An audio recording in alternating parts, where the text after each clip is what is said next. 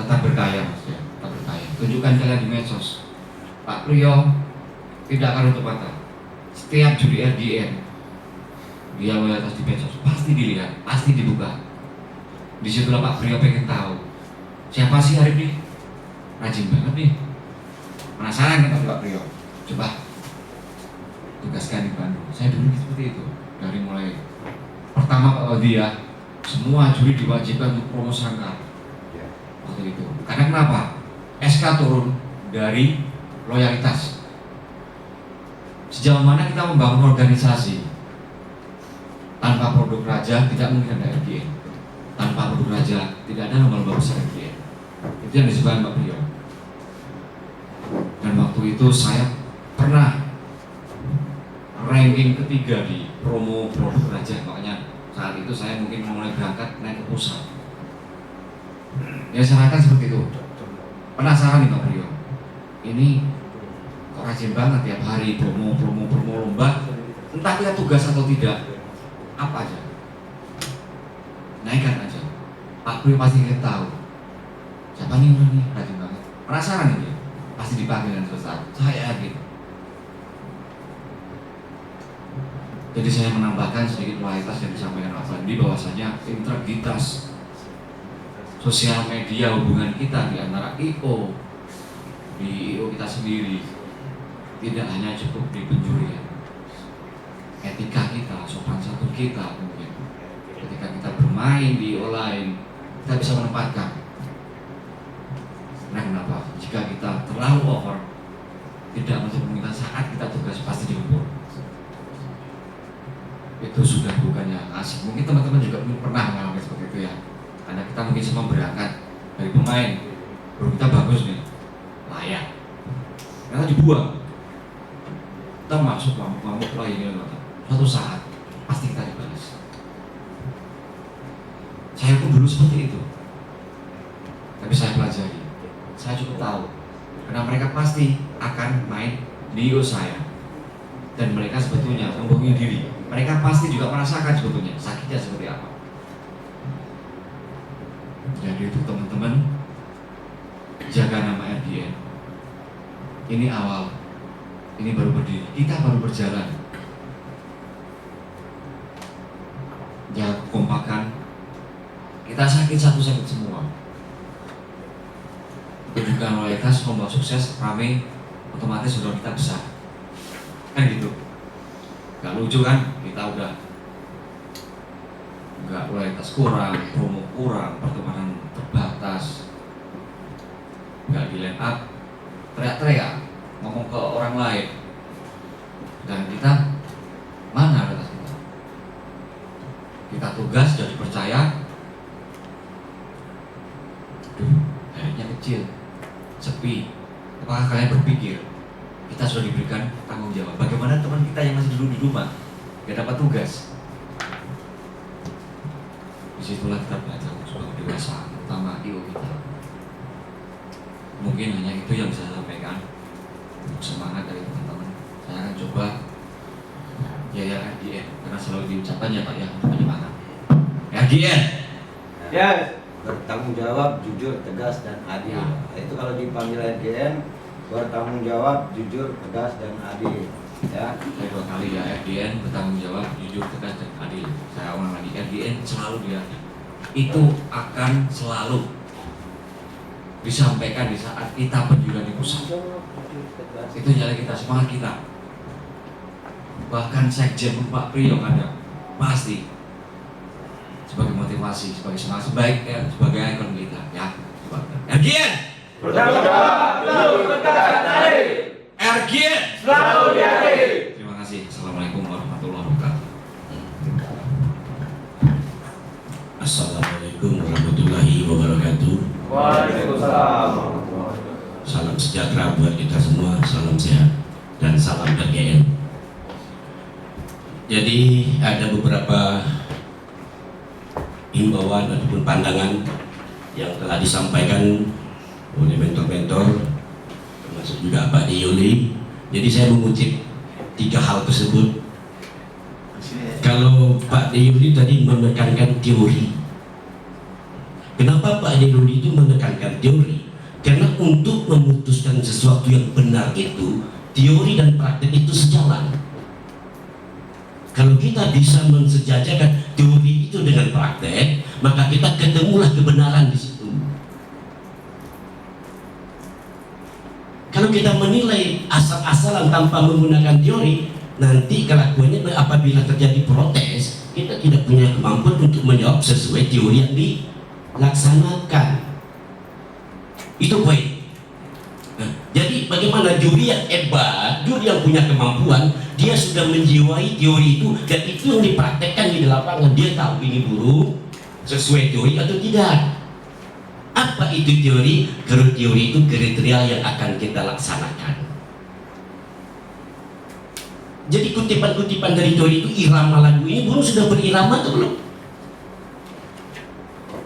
Habis irama lagu apa yang dituntut di situ? Volume. Ini volumenya cukup atau belum? Habis volume apa? Penampilan. Penampilan udah oke, sesuai yang diharapkan, sesuai kekinian. Itu semua motivasi dari penilaian. Dan ini yang kita rekayasa dengan yang kita melihat kenyataan. Kita lihat kenyataan burung ini seperti apa. Udah ada beberapa poin teori ada di sini. Berarti burung ini termasuk burung yang kita anggap bagus. Nah, kenapa burung ini kita tidak kita anggap bagus? Pertama, irama lagunya acak-acakan. Dia bawa apa?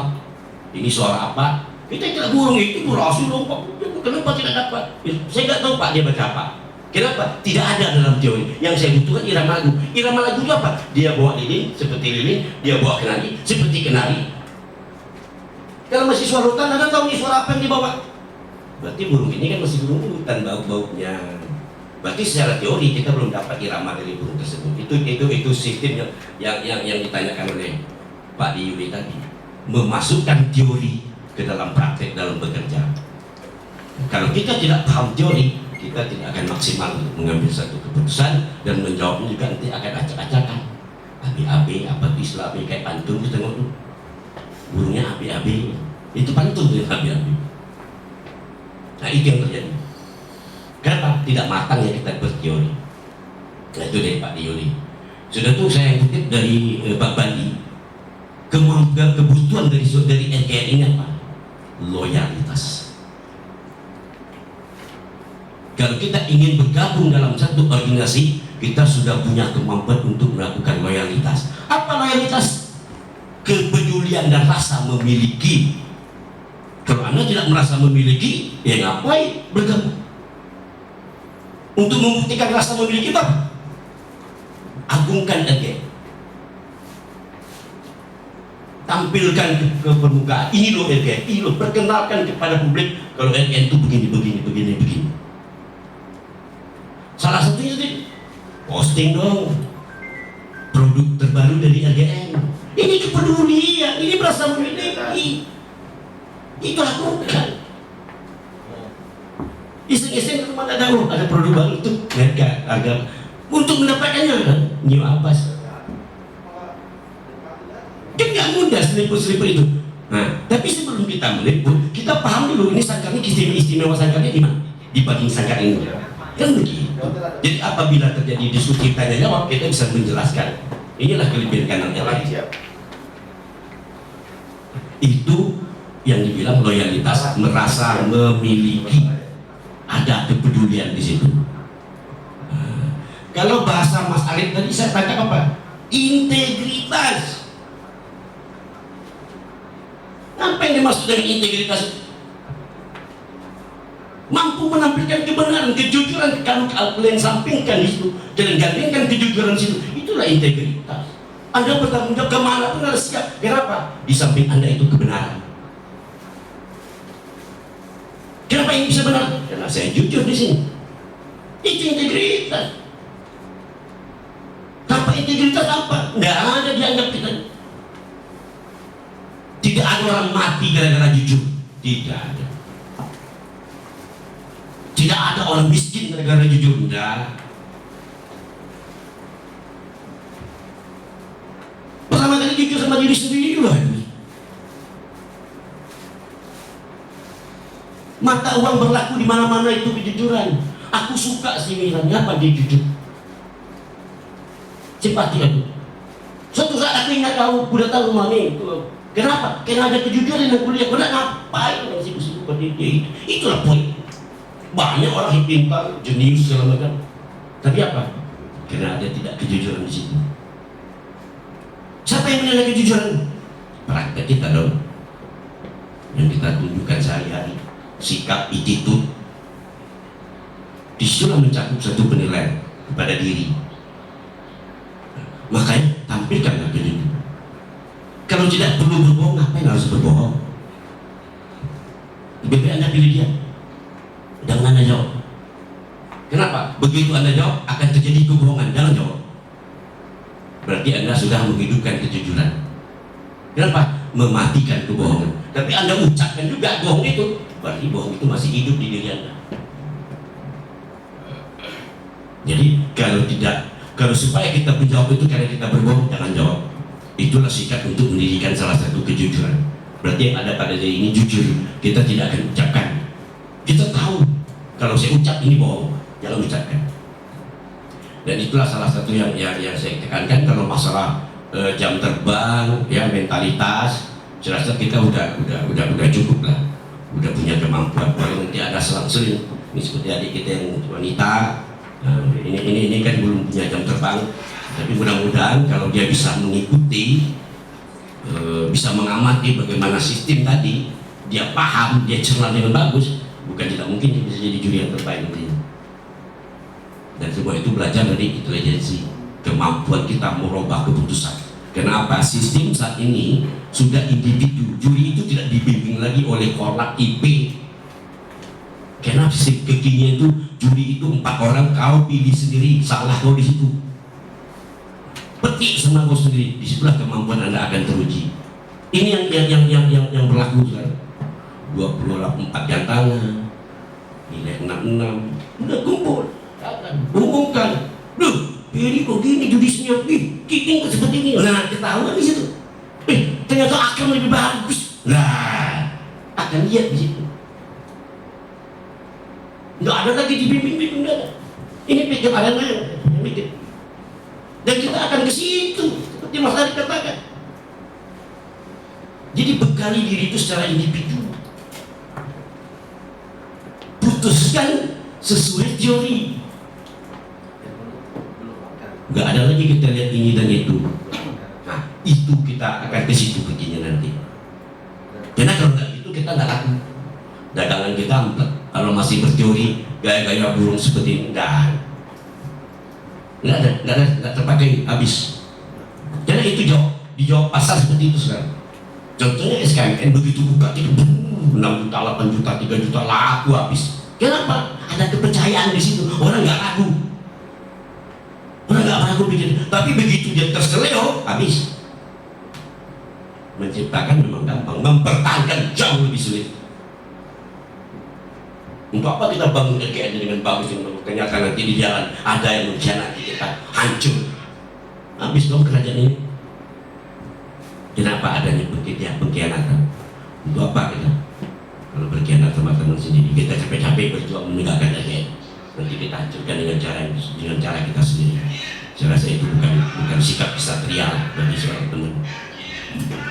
Jadi kalau ada seperti tadi kita kuasai teori, nanti mungkin akan Bapak dijelaskan. Loyalitas tadi, integritas, itulah poin. Satu, saya cuma tambah lagi, kerja keras. Jangan berhenti berpikir, jangan berhenti berupaya. Ikhtiar itu jauh lebih bagus untuk diri sendiri, untuk organisasi, dan untuk bangsa dan negara. Oke? Jadi saya sudahi. Assalamualaikum warahmatullahi wabarakatuh.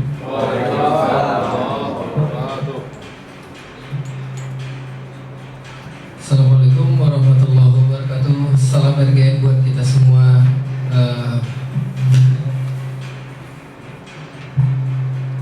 Perkenalkan saya Cahyadi, lebih dikenal di pasaran ya Mas Cabu.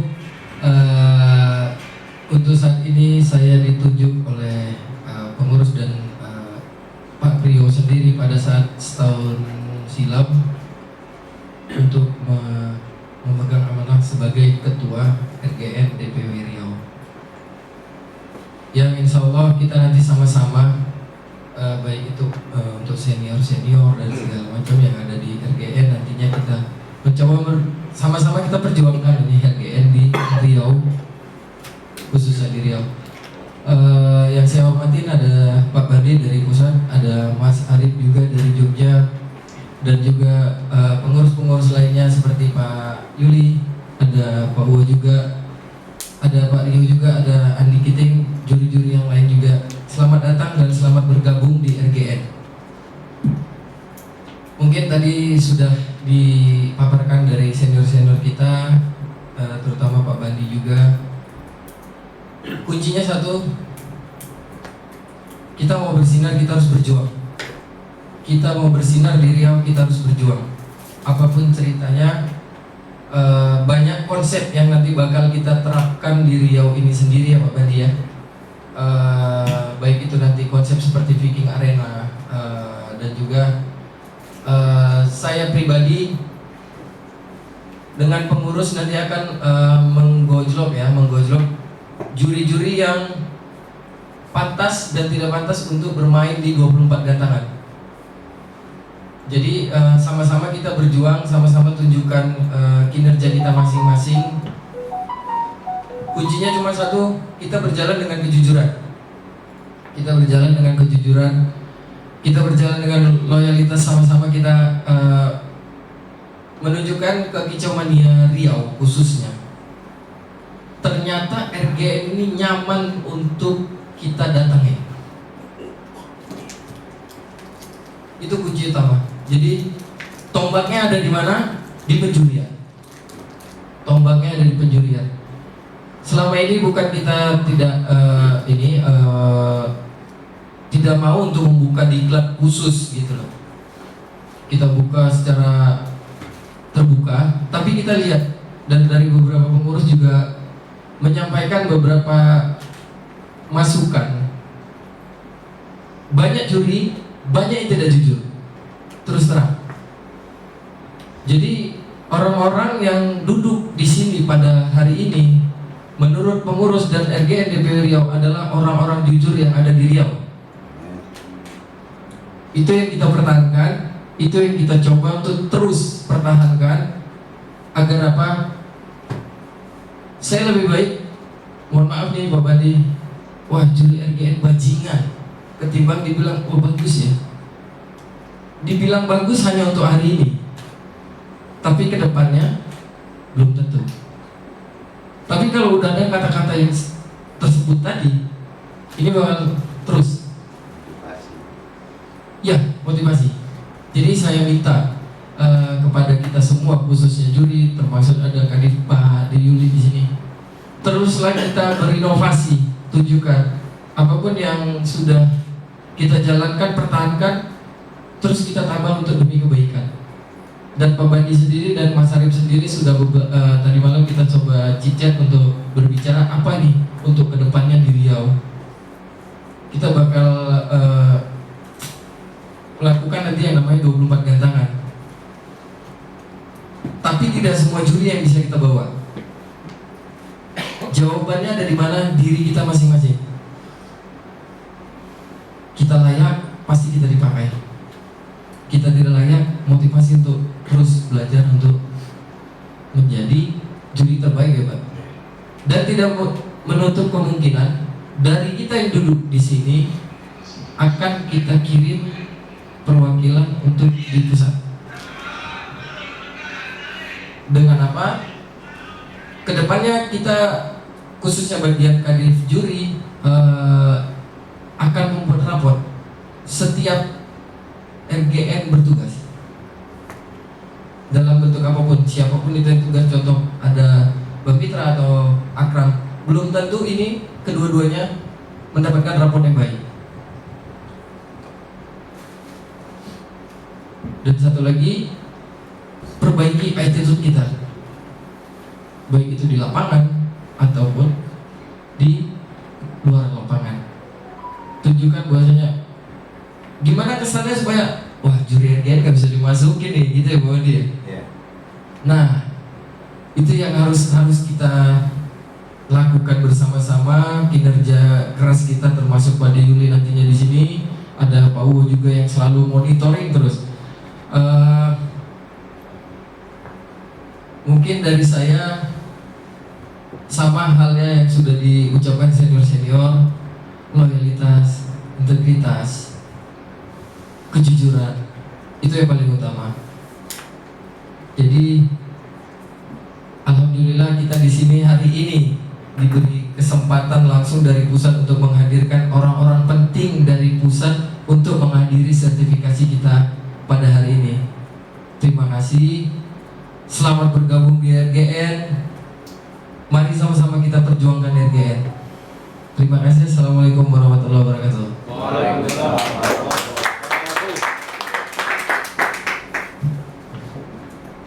Ya, baik. Sudah dipahami semua ya. Mungkin sudah bisa merasuk hati masing-masing. Harapan saya seperti itu. Jadi sebelum kita melangkah apa yang diminta Pak Yuli tadi, intinya satu lagi, kalau bisa di lapangan itu dari segi penampilan. Kalau saya lihat nih badan tegap-tegap semua kita ini. Itu udah satu postur yang bagus, ya kan? Postur yang dicari dalam dunia perguruan. Kalau saya kecil, kadang-kadang dia nggak penteng sama orang.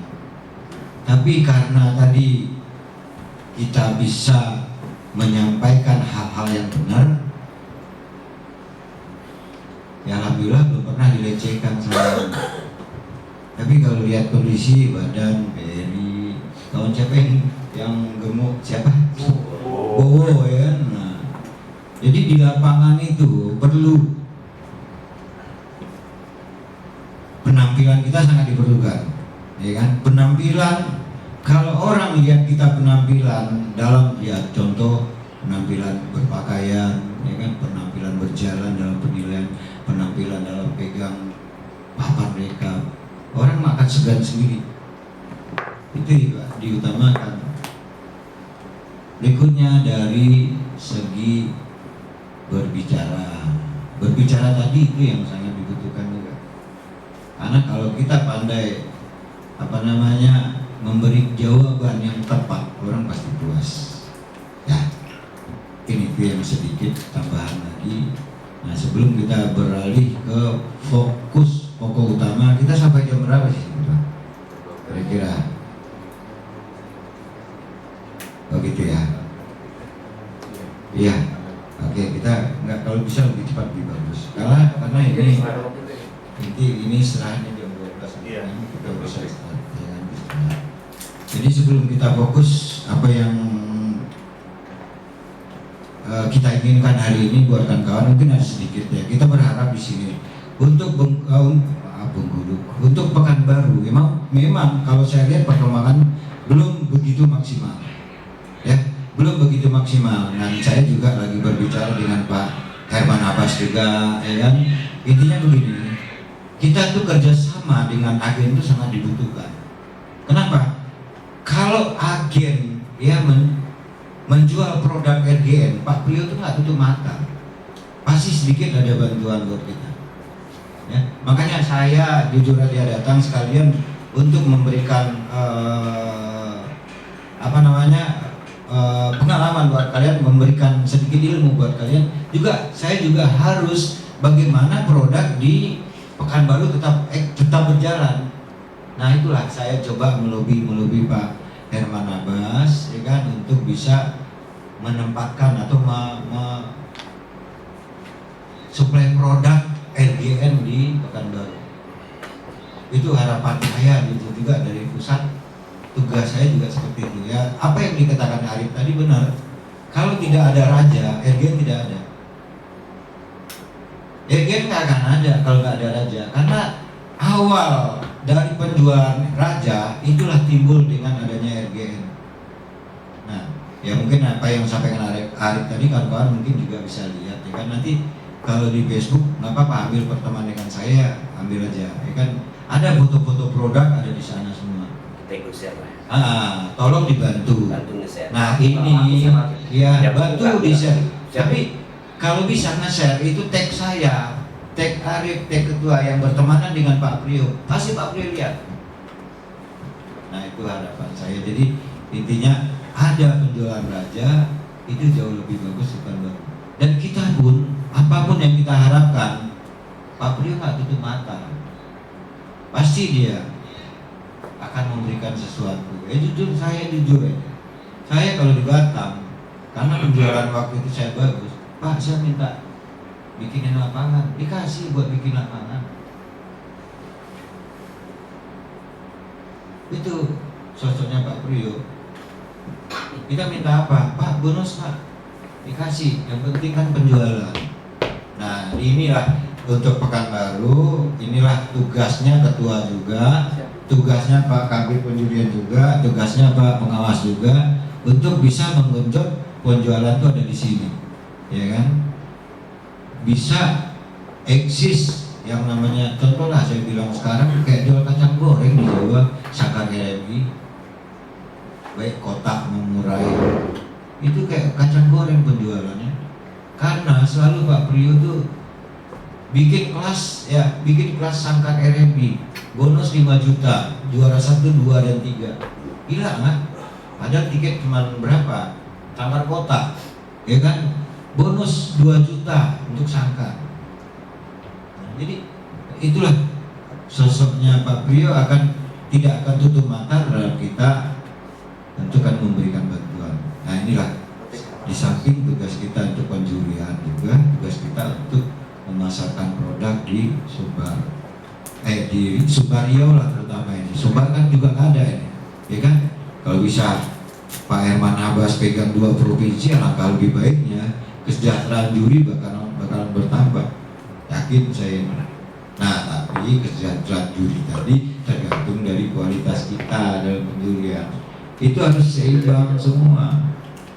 Penjualan dengan kualitas harus seimbang. Tapi kualitasnya jelek, penjualan nggak akan bagus, pasti orang nggak akan disangkarnya karena jurinya abal-abal semua kan, itu jawaban orang ya.